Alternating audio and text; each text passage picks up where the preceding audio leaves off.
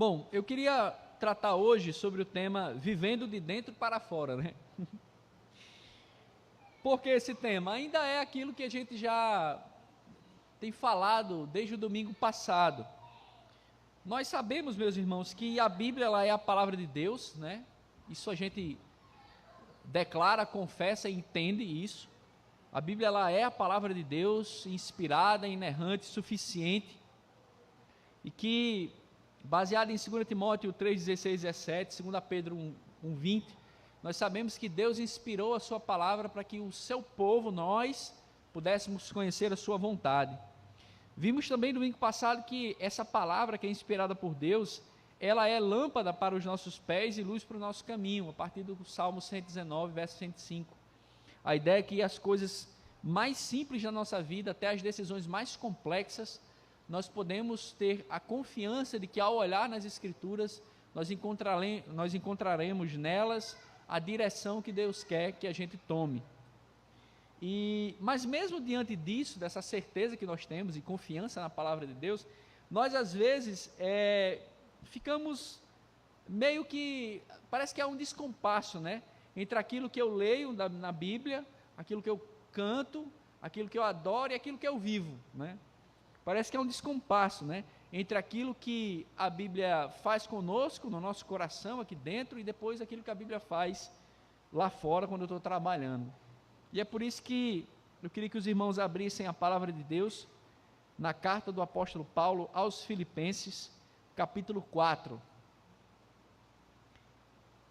Essa carta ela vai nos dar uma direção para nós resolvermos esse problema de dentro para fora, né?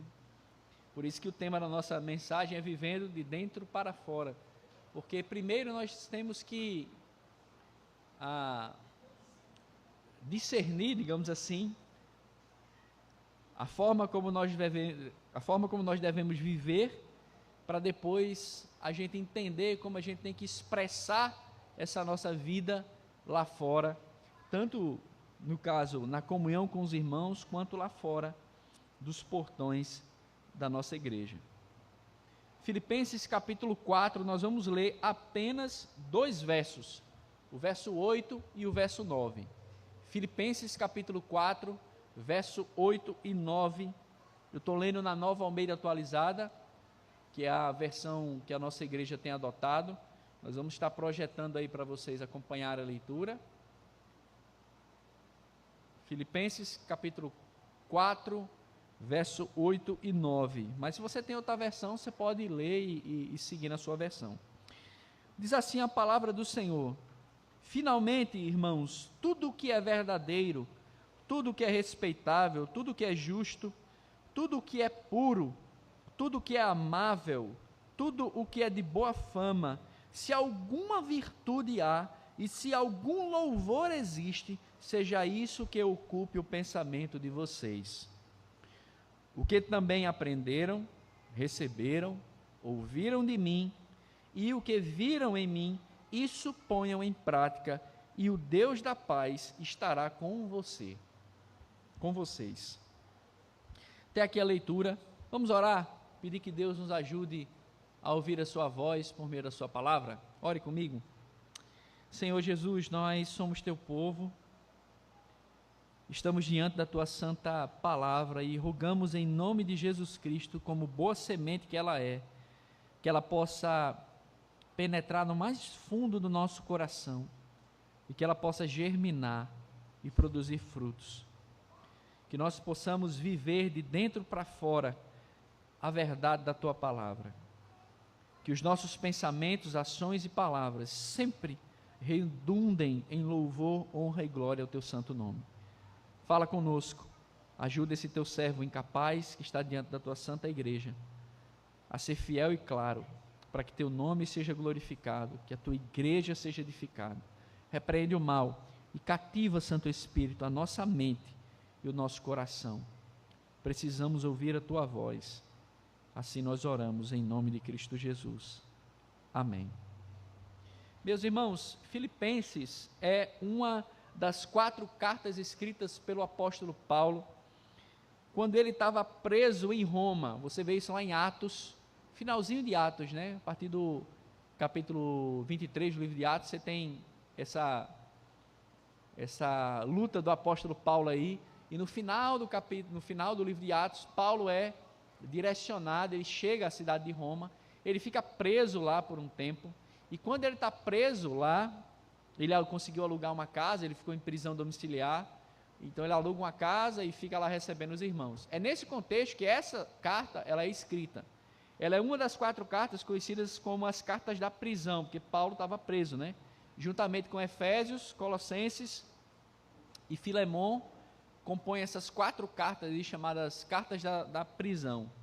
Ela foi escrita, portanto, até onde a gente sabe, baseado nos registros históricos, também dos governadores romanos, nós temos uma certa segurança e uma certa certeza da data que essa carta foi escrita. Ela foi escrita provavelmente entre o ano 61 a 63 da nossa era cristã. E essa carta ela foi escrita pelo apóstolo Paulo com um tema geral que aponta a ideia da alegria em meio às lutas. É tanto que essa carta, em várias passagens, vai usar a expressão alegrem-se. Tenham alegria, mais uma vez eu digo a você, se alegre. E detalhe, Paulo estava preso. Paulo estava sendo perseguido. E é uma carta que Paulo manda a gente ficar o quê? Feliz, alegre. Né? Muito engraçado, né?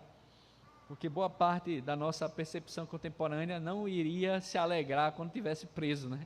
Mas Paulo escreve uma carta onde ele fala a maior parte do tempo em alegria, estando preso e sofrendo por amor ao Evangelho. Mas essa carta, ela traz como marca estimular esses irmãos a 4 coisas, né? Primeiro, permanecerem firmes na fé. Segundo, viverem de modo digno do Evangelho, aos irmãos da cidade de Filipos, né? Terceiro, tomarem cuidado com os falsos mestres. E em quarto lugar, exercitarem a misericórdia no auxílio aos outros. Paulo, durante esses 4 capítulos da carta, vai fazer esse estímulo aos irmãos para que eles cumpram esses objetivos traçados por toda a carta. Como toda a carta do apóstolo Paulo, essa carta também segue o mesmo modelo. Os primeiros 2 capítulos, Paulo traz ali a teologia, a doutrina, o fundamento daquilo que ele está falando, e os 2 capítulos finais, Paulo vai aplicar a teologia que ele ensinou nos 2 capítulos primeiros na vida da igreja. Então, isso é característico do apóstolo Paulo. Isso nos faz entender que nós, ao lermos capítulo 4, verso 8 e 9, nós estamos na parte prática da carta. Ou seja, tudo aquilo que Paulo falou, capítulo 1 e 2, agora, no capítulo 3 e 4, ele está aplicando. Então, essas exortações que o apóstolo Paulo está trazendo à igreja de Filipos, por meio dessa carta, aqui no capítulo 4, verso 8 e 9, elas são decorrentes daquilo que ele ensinou nos 2 primeiros capítulos. Aqui no capítulo 4, verso 1 a 7, nós temos Paulo trazendo a reflexão, apontando e exortando esses irmãos a viver o amor, a alegria e a moderação da vida cristã. Novamente, isso chama muita atenção. Paulo estava preso por amor ao Evangelho. E em nenhum momento você vê Paulo triste. Paulo tem uma parte aqui da carta que Paulo vai dizer o seguinte: meus irmãos, eu estou feliz, porque a minha prisão fez o Evangelho progredir. Até na minha prisão o Evangelho progrediu. Então, glória a Deus, aleluia, porque eu fui preso por causa do Evangelho da graça do Senhor. Isso aqui já daria uma pregação, né, que contrastaria muito essa ideia de vitória, poder, riqueza, e é assim que você está próspero, né? E aqui Paulo está preso por amor ao Evangelho, sofrendo, e nos manda ficar feliz, né, com isso. Então, nesses versos aqui que nós estamos, meus irmãos, Paulo, ele vai nos dar uma chave sobre como nós devemos viver dentro, ou seja, nós, e também para fora. Ou seja, como eu devo viver dentro da igreja e fora da igreja. Como eu devo viver aqui dentro e como eu devo agir com os outros. Esses 2 versos, eles vão nos instruir nesse sentido.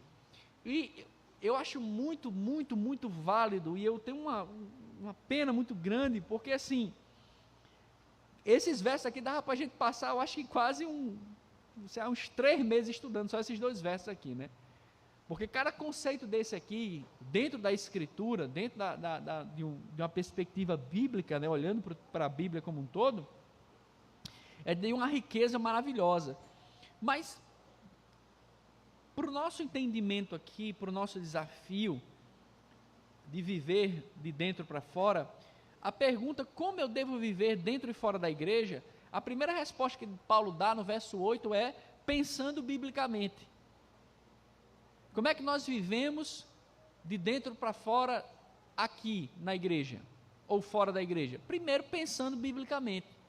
Só que, meus irmãos, Paulo olha para essa igreja de Filipos, que ele já tinha falado da alegria do Senhor, da alegria de ser salvo, da alegria de ser perseguido por causa do Evangelho, de ser preso, e ele ainda está feliz e nos ordena a alegria no serviço do Senhor, no auxílio àqueles que necessitam, na necessidade de perseverarmos no caminho do Senhor, evitando os falsos mestres. Paulo ele vai olhar aqui e vai dizer para essa igreja, dando essas exortações, esses estímulos finais, ele vai dizer para a igreja de Filipos e para nós, que é necessário pensar biblicamente.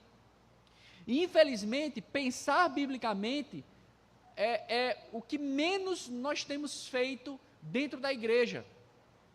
Nós achamos que dizer graça e paz, Pai do Senhor, está repreendido em nome de Jesus, aleluia, glória a Deus, isso é pensar biblicamente. Sociologicamente falando, isso é só repetir um comportamento. Pensar biblicamente é nós usarmos as Escrituras de tal forma que elas moldem as nossas decisões e a forma como nós enxergamos o mundo. Pensar biblicamente é colocar o óculos da palavra para enxergar o mundo. Pensar biblicamente é olhar para as Escrituras como nossa regra de fé e prática e como o instrumento que Deus nos deu para julgar tudo na nossa vida. A forma como eu trato a minha esposa, o meu marido, os meus filhos, o meu colega de trabalho, a forma como eu escrevo, respondendo no WhatsApp, a forma como eu respondo, tudo. É assim que nós aprendemos a pensar biblicamente. Eu sei que a educação contemporânea não tem estimulado muito o pensar, né? Não tem estimulado muito o repetir, né? O repetir para aprender. Você tem muita palavra, né? Seja crítico. E você pergunta aqui, o que significa crítico, né? Uma vez eu vi uma jovem no contexto lá, foi dizer, não, porque os fascistas estão tomando conta das igrejas, não sei o que lá. Eu olhei para ela assim, eu disse, tu sabe escrever fascista? Aí dei a caneta, escreve fascista aqui para mim, no quadro. Aí ela foi e saiu. Acho que ela não sabia escrever não, fascista. Eu disse, você não sabe escrever, não vai saber nem discutir o que é, né? Então assim, nesse sentido, nós como igreja do Senhor, nós precisamos aprender a pensar biblicamente. E Paulo aqui nesse verso 8, ele nos dá uma chave maravilhosa para pensarmos biblicamente. Em primeiro lugar, meus irmãos, Paulo ele diz aqui, finalmente, ou seja, ele está concluindo a ideia dele, né? Irmãos, tudo, isso aqui já é maravilhoso, meus irmãos. Eu me empolgo muito lendo a Bíblia, eu gosto muito desses detalhes assim. Porque quando Paulo diz tudo, ele está dizendo o quê, meus irmãos? Tudo. Isso significa o quê? Muita coisa para a gente. Porque nós achamos que a palavra de Deus, ela só serve para quê? Para dentro da igreja. A palavra de Deus, ela tipo assim, ela perde a força, ela perde o poder lá fora. A palavra de Deus, ela só serve para dentro das paredes da igreja. A palavra de Deus, ela não tem utilidade fora daqui. E Paulo com esse tudo, finalmente, irmãos, tudo, Paulo está dizendo que ela serve para todas as áreas da nossa vida. Casamento, educação de filhos, escolha política. Nós estamos num ano eleitoral. Você pode esperar. O que vai aparecer de político aqui cantando e adorando a Jesus, levantando as mãos, chorando, o povo filmando, oh, que bênção, adorando. A gente só vai cair nessas enrolações se nós não pensarmos biblicamente. Daí a importância do que Paulo está dizendo aqui. Finalmente, irmãos, tudo, a Bíblia, ela é inspirada por Deus e útil para o ensino, a repreensão, a correção, a educação na justiça, a fim de que o homem de Deus seja apto e plenamente capacitado para toda boa obra. A Bíblia, ela serve para tudo. Todas as explicações relacionadas a como nós podemos agradar a Deus estão nas Escrituras. Por isso que Paulo começa essa exortação aos irmãos de Filipos e a nós, dizendo tudo. Então não há espaço algum na nossa vida que a Bíblia ela não tenha um direcionamento conforme a vontade de Deus para as decisões que a gente tem que tomar.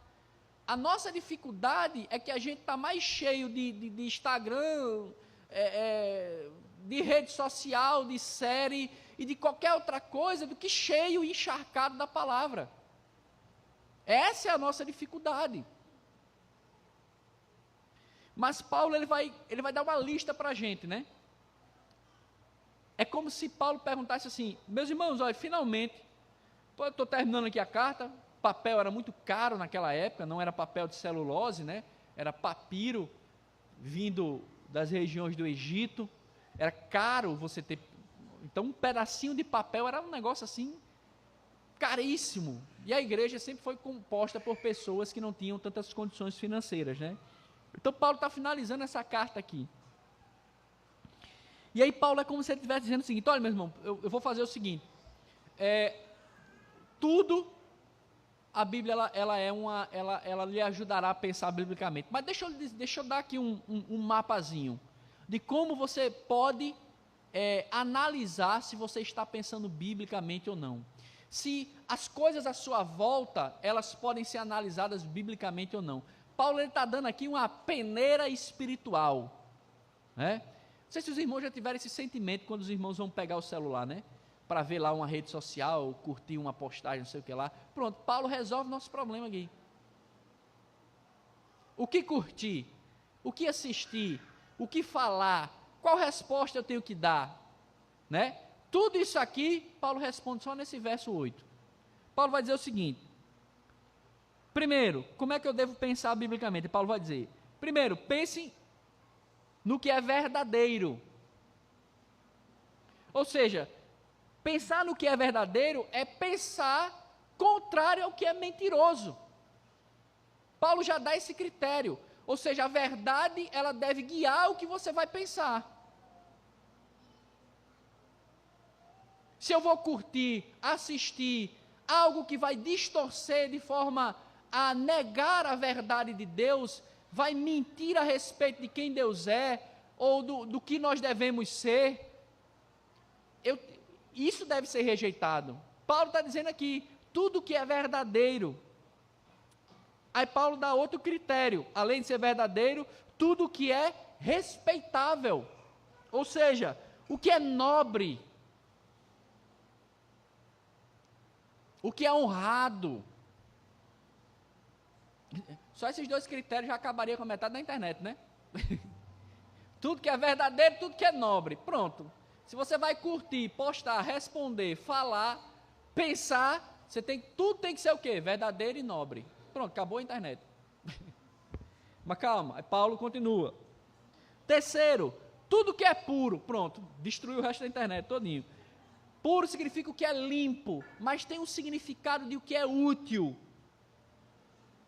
Então, tudo que é verdadeiro, tudo que é respeitável, tudo que é puro, tudo que é justo, tudo que é correto, autêntico. Paulo nos estimula a analisar as nossas ações, pensamentos e palavras sobre esses critérios aqui. Tudo que é verdadeiro, tudo que é respeitável, tudo que é puro. Paulo vai dizer tudo que é amável, o que é digno de amor, belo, agradável. E Paulo fecha dizendo 4, né? Paulo diz, tudo que é de boa fama, o que pode ser bendito, o que pode ser louvável, o que pode ser elogiável. E Paulo fecha tudo que é virtuoso e digno de louvor, ou seja, o que é excelente. O que é que isso significa, meus irmãos? É isso que tem que estar na nossa mente. Você vai assistir, aquele irmão manda uma resposta atravessada para você no WhatsApp, aqueles áudios de 3 minutos. O irmão manda o áudio para você lhe xingando, lhe tratando mal. Aí você diz, espera aí, miserável, vou responder agora. Aí antes de você clicar no botão para gritar o irmão, aí você lembra de Paulo. Aí Paulo diz o quê? Ô meu filho, pense biblicamente, tudo que é verdadeiro, respeitável, justo, puro, amável, de boa fama e virtuoso. É isso que você vai falar para ele? Se for, pode falar. Se não for, vá dobrar o joelho, vá falar com Jesus. Jesus, eu queria matar ele, Senhor. Eu queria dar uma pedrada na cabeça dele, Jesus, agora. Mas eu vim para o quarto só para falar com o Senhor, porque o Senhor me disse que eu tenho que pensar naquilo que é verdadeiro, naquilo que é respeitável, naquilo que é justo, naquilo que é puro, naquilo que é amável, naquilo que é de boa fama e naquilo que é virtuoso. Eu não posso responder ele assim. Aí complica a nossa vida. Paulo gosta de complicar a nossa vida, não é não? Eu fico meio chateado quando eu escuto às vezes uma pessoa dizer, ser crente é fácil demais, é bom demais. Eu fico olhando para a cara do irmão assim, rapaz, esse irmão, eu acho que ele não entendeu o que é o evangelho não. Porque, meu amigo, sabe aquela pessoa que lhe perturbou a semana inteira no trabalho? Sabe aquela pessoa que lhe fez raiva a semana inteira? Né? Sabe aquela pessoa no seu trabalho que lhe enrolou e lhe prejudicou? Sabe? Aquele abençoado. Oh, aleluias. Pronto. Quando você vai mandar Senhor, manda o demônio puxar o cabelo dele aqui. Antes de você falar, pensar e lembre desse verso de Paulo. E Paulo, ele diz o que aqui, no finalzinho do verso 8. Paulo, ele diz assim, né? Se há alguma virtude... se alguma virtude há, e se algum louvor existe, seja o que ocupe o pensamento de vocês. Oh Jesus, é difícil demais. O que é que Paulo está dizendo, meus irmãos? Como é que nós vamos pensar biblicamente? Quando nós enchermos a nossa mente de quê? Do que é verdadeiro, respeitável, justo, puro, amável, de boa fama e virtuoso. Se nós enchermos a nossa mente com esses valores do reino, aí nós passaremos a pensar biblicamente. Sabe qual é o nosso problema? O meu e o seu, é que nós enchemos nossa mente a semana inteira de Netflix, de notícias, de imagens horríveis que a internet nos mostra. A gente passa a semana inteira enchendo a nossa cabeça com lixo que a cultura nos apresenta. E aí vem para o domingo, para o culto, tira a poeira da Bíblia, vai vir para o culto, né? Aí vem para o culto. Aí chega no culto, coitado do pastor, né? Só tem 45 minutos, 50 minutos para pregar. Aí o irmão que passou a semana inteira, 15 horas no Instagram, por dia. Aí não tenho tempo de ler a Bíblia. Aí tu olha o status, cada status a cada 5 minutos do dia dele. Se ele encontrasse pelo menos um status só para ler a Bíblia, ele tinha lido a Bíblia todo dia, primeiro que todo mundo. Aí o pastor prega, Aí ele olha para o pastor e diz assim, é muito chato o sermão do pastor. Ou então diz assim, o sermão do pastor é muito longo, eu não curto muito não, né? Isso lógico. Você encheu a cabeça de lixo durante a semana inteira e você quer ouvir a voz de Deus? Não vai. Não tem pastor no mundo que faça você ouvir a voz de Deus se você encheu a sua cabeça na semana. Paulo está nos dando uma ferramenta extremamente útil e poderosa.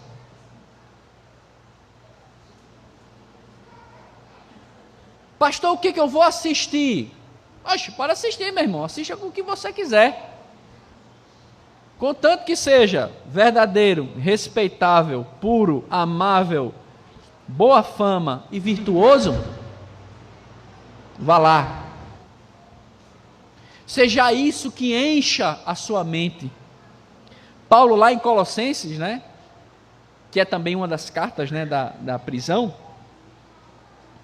Paulo diz lá em Colossenses 3,16, né, habite ricamente a palavra de Cristo em vocês. É a mesma coisa que Paulo está dizendo aqui. Então, meus irmãos, como é que nós vamos viver de dentro para fora?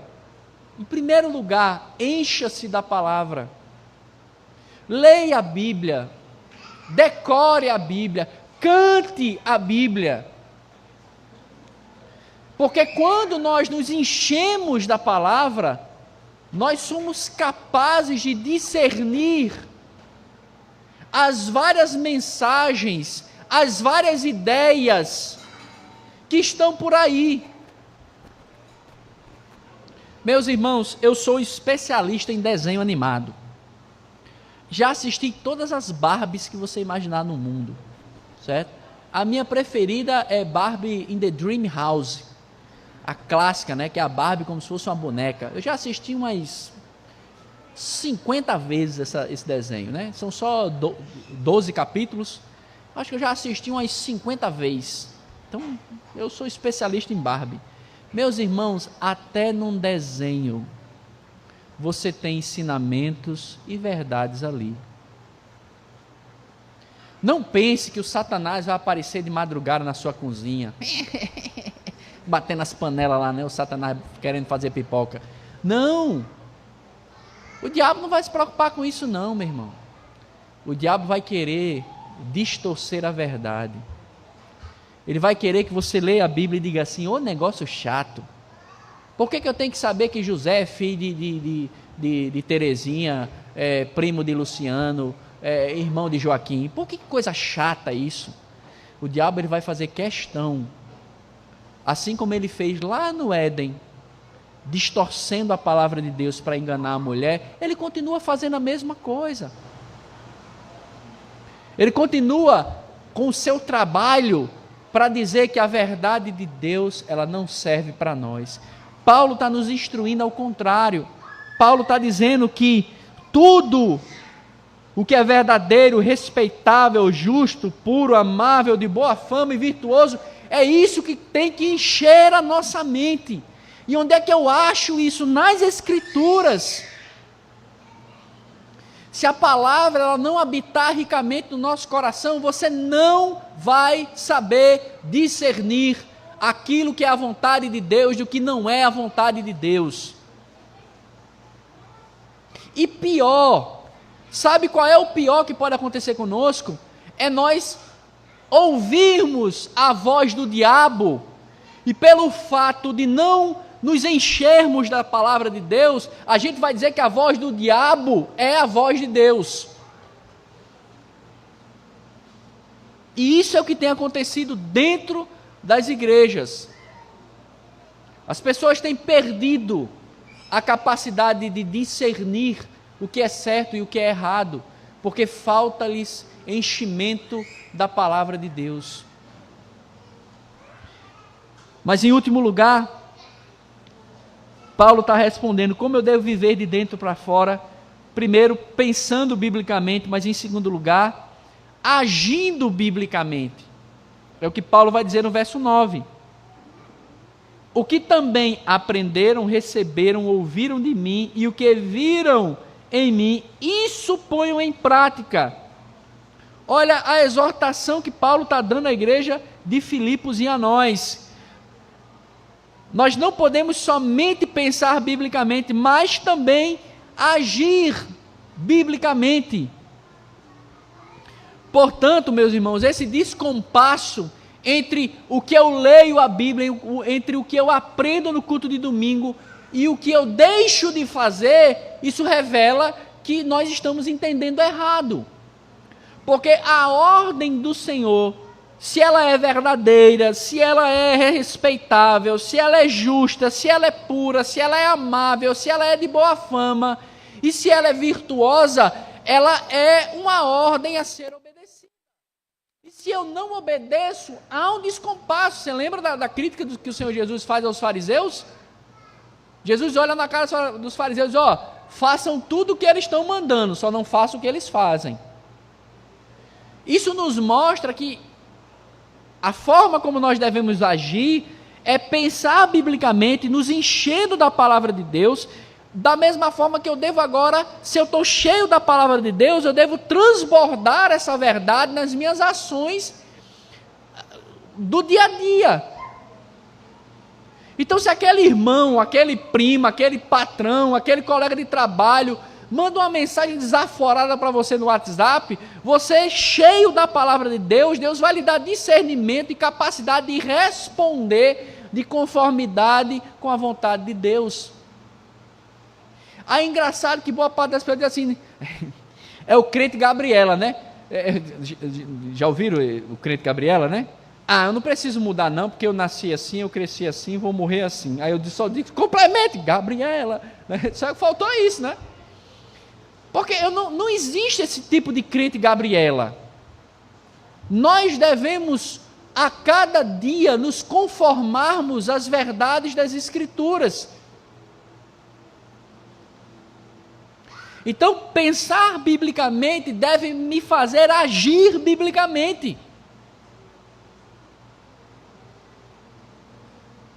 Paulo é muito específico aqui, né? O que vocês aprenderam, receberam, ouviram e viram, vão lá e pratique. Esse é o problema de tu vir para a igreja, né? Que quanto mais você aprende, mais responsabilidade está sobre nós. Porque agora nós temos a obrigação de nos submetermos à palavra de Deus em obediência. Por isso que nesse sentido é bom você ir nessas igrejas que não são igreja, né? Porque você vai lá, quem quer prosperar? Quem quer ser feliz? Quem quer ficar rico? Ou seja, Deus não tem compromisso nenhum com isso que estão falando, né? O cara está falando, Deus não tem nenhum compromisso com isso, né?